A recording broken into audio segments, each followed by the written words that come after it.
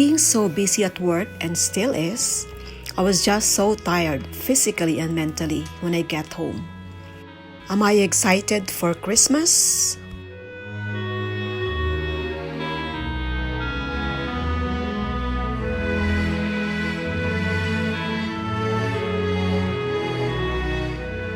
This after-work get-together with office mates started to build up in me the excitement of the season. We made beautiful decorations out of fresh materials, although mine was kind of boring. I brought home some fresh branches and made a couple that I added to my home decor.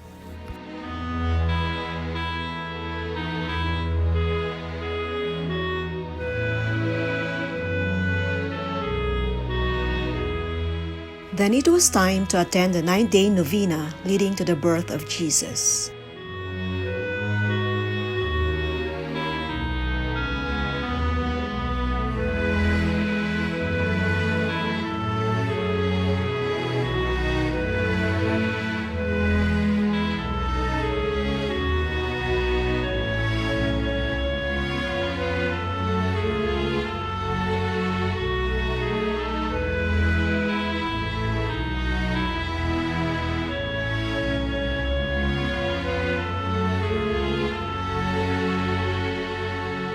Two days to Christmas, I was done with all our Christmas decors.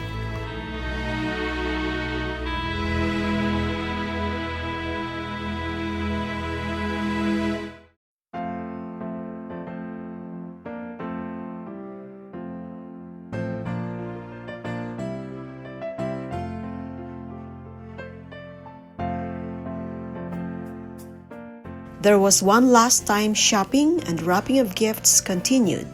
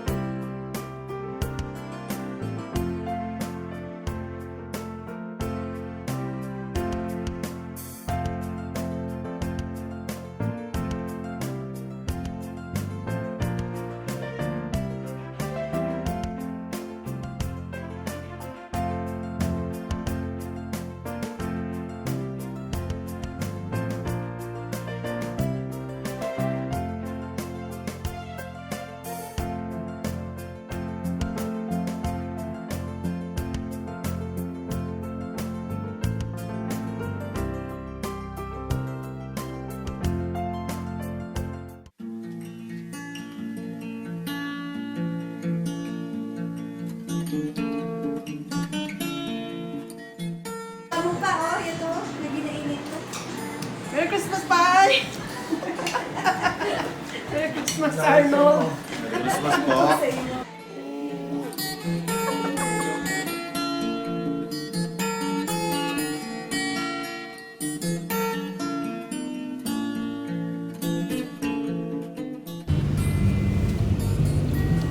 This is Christmas Day, -16. We're going to my aunt's place for our lunch, Christmas lunch.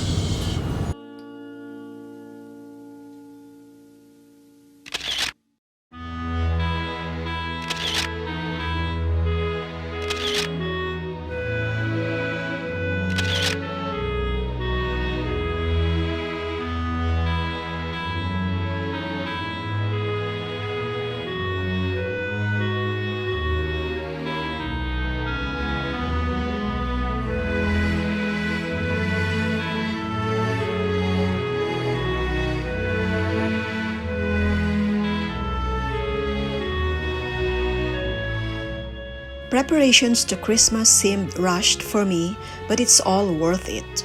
Hope everyone had a happy Christmas despite last-minute cancellations of big family gatherings. God bless! See you in the next vlog. Thanks for watching.